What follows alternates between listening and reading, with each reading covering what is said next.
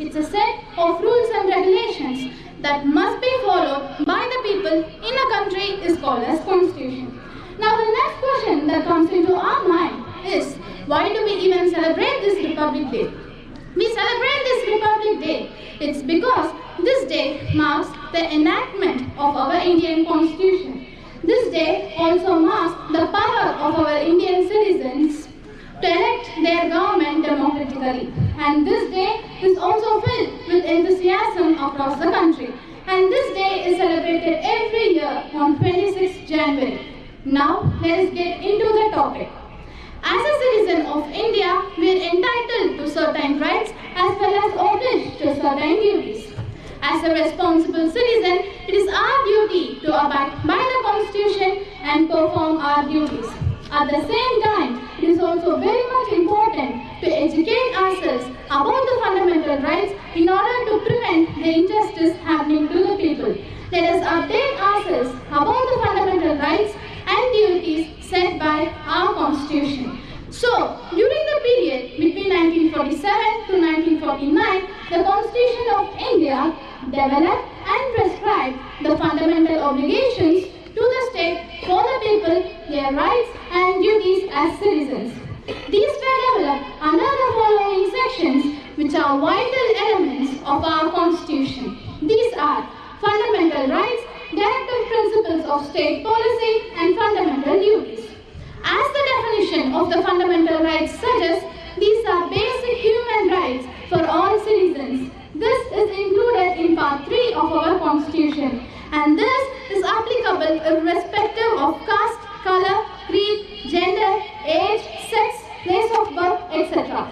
Some of the fundamental rights included in our Constitution are right to equality. This means that the government cannot deny equality to any person, and the law applies in the same manner to every person irrespective of their status.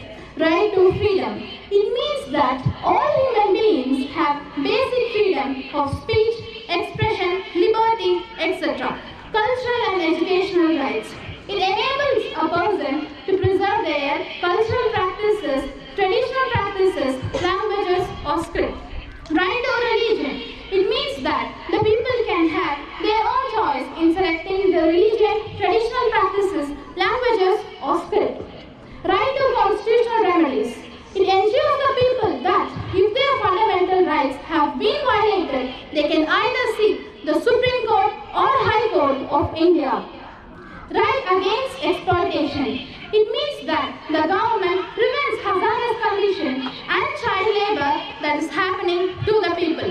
Now this is all about the fundamental rights included in our Constitution. Now let us understand the new term, directive principles of state policy, which is included in Part 4 of our Constitution.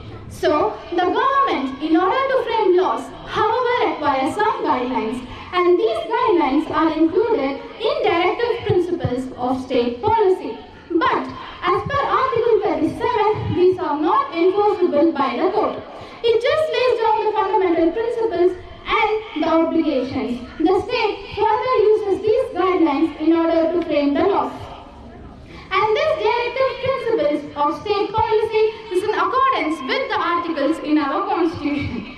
So, as a responsible citizen, we do have certain fundamental duties that we must perform. This includes to abide by the Constitution and respect the national flag and national anthem, to cherish and follow the national ideals that were inspired from the national struggle for freedom, to preserve the rich heritage of our composite culture and protect our public facilities and avoid violence and turbulence and uphold the sovereignty and the unity of India. So, these fundamental rights and duties do play a significant major role in the lives of citizens. It becomes instrumental during the time of difficult situations and helps us to grow into a good human being. Therefore, I would like to conclude my speech by saying that let us all abide by the Constitution, perform our duties, and be a responsible